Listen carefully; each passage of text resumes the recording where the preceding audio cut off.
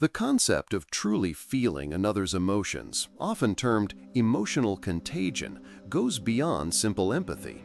It suggests a direct, unmediated transfer of affective states, turning personal joy or sorrow into a collective experience. This isn't just about understanding what someone feels, it's about experiencing it as if it were your own, a phenomenon deeply intertwined with our mirror neuron system. These specialized brain cells, first identified in macaque monkeys, fire both when an individual performs an action and when they observe the same action performed by another. In humans, their role extends to processing emotions, creating an internal simulation of what another is experiencing.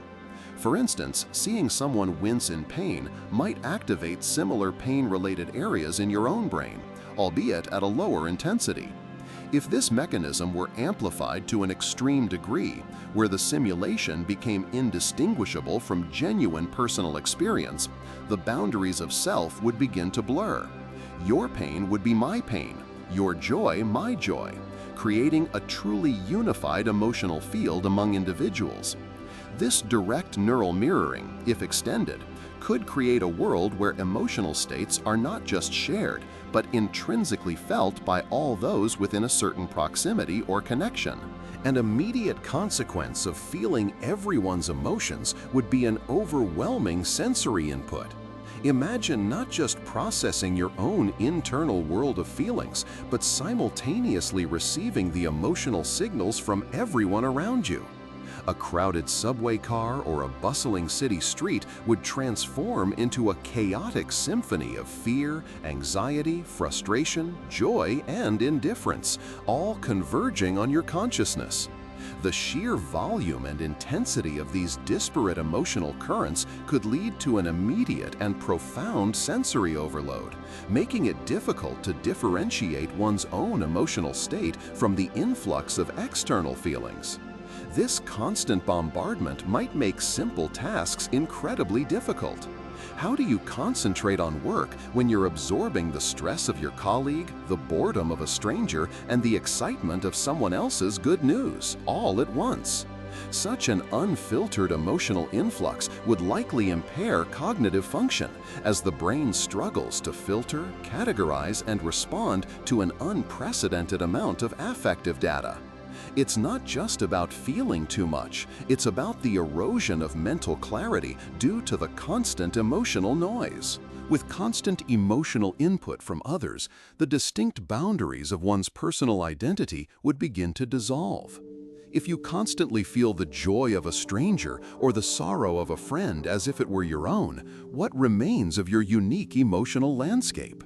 The self as a distinct emotional entity might become a fluid, ever-changing amalgam of collective feelings rather than a stable, independent core. This could lead to a profound sense of confusion regarding personal agency and emotional origin. Furthermore, the phenomenon of empathic distress, where one experiences the suffering of others to such an intense degree that it becomes paralyzing, would become a daily reality. Instead of being motivated to help, the constant exposure to pain and sorrow from countless individuals could lead to complete emotional shutdown or profound psychological trauma. The concept of compassion fatigue, typically observed in caregivers, would be universal, making it nearly impossible to maintain emotional resilience. The very mechanism designed to foster connection could, in this extreme form, lead to incapacitating emotional burnout, as there would be no respite from the suffering of the world. In a world where everyone feels everyone's emotions, ethical decision-making would undergo a radical transformation. Utilitarianism, the philosophy advocating for actions that maximize overall happiness and minimize suffering, would become intensely personal.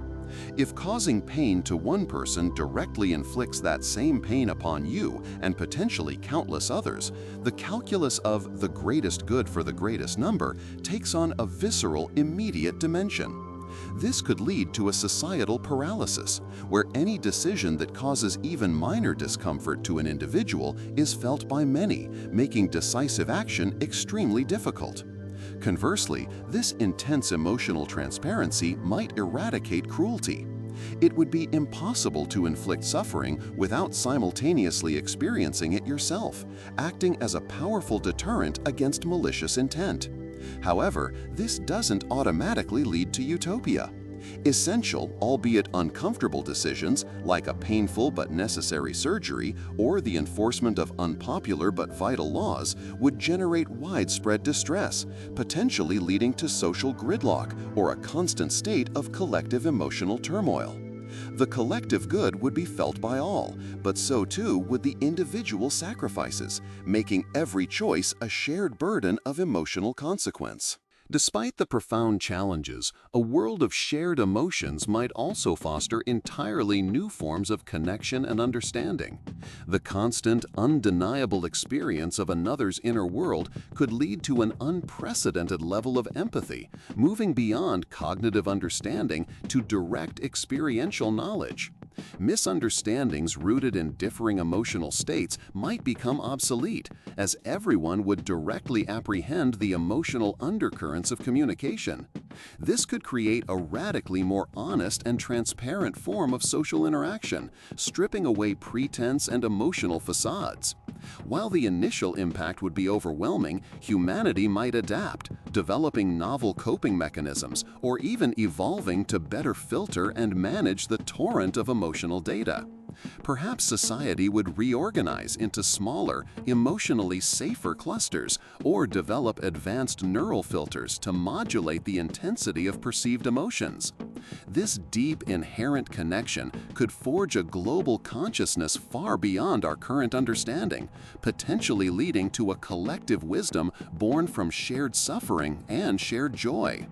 The challenges are immense, but the potential for profound, transformative unity is equally compelling, reshaping what it means to be human and to belong.